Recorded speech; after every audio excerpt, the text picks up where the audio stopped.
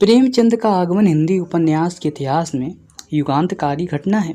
प्रेमचंद से पूर्व जो उपन्यास लिखे जा रहे थे वे अपने बाहरी ढांचे में तो उपन्यास थे, किंतु औपन्यासिक तत्वों और यथार्थवादी दृष्टिकोण के नजरिए से बेहद अविकसित थे।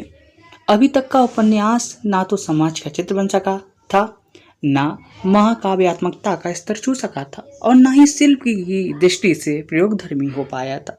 प्रेमचंद ने सिर्फ 20 वर्षों के अपने लेखन काल में हिंदी उपन्यास परंपरा में आमूलचूल परिवर्तन किया और देखते ही देखते हिंदी उपन्यास समाज का जीवंत दस्तावेज बन गया। पश्चिम में जो संक्रमण काल लगभग 125 वर्षों में फैला हुआ था, वह हिंदी में सिर्फ 35 वर्षों में पूरा हो गया।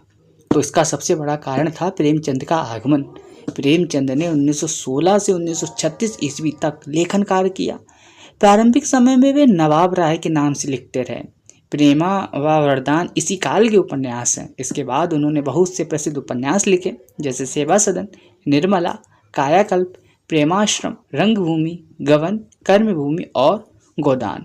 गोदान उनका अंतिम पूर्ण उपन्यास है जो 1936 ईस्वी में प्रकाशित हुआ। इसके पश्चात उन्होंने मंगलसूत्र लिखना शुरू किया, किंतु उसे पूरा करने के पूर्व ही उनकी मृत्यु हो गई। सेवा सदन यह प्रेमचंद के प्रारंभिक उपन्यासों में से एक है, जिसमें उन्होंने वेश्यावृत्ति की समस्या पर गंभीर विचार किया है।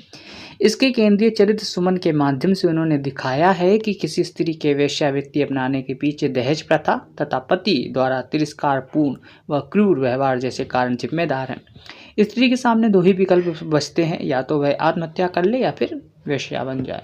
प्रेमचंद ने इसमें वेश्याओं को समाज की मुख्य धारा में लौटाने के लिए सेवा सदन की स्थापना का विकल्प प्रस्तुत किया, जो उनके शुरुआती आदर्शवाद से प्रभावित है। इस उपन्यास में सांप्रदायिकता के प्रश्न पर भी संक्षिप्त चर्चा दिखाई पड़ती है।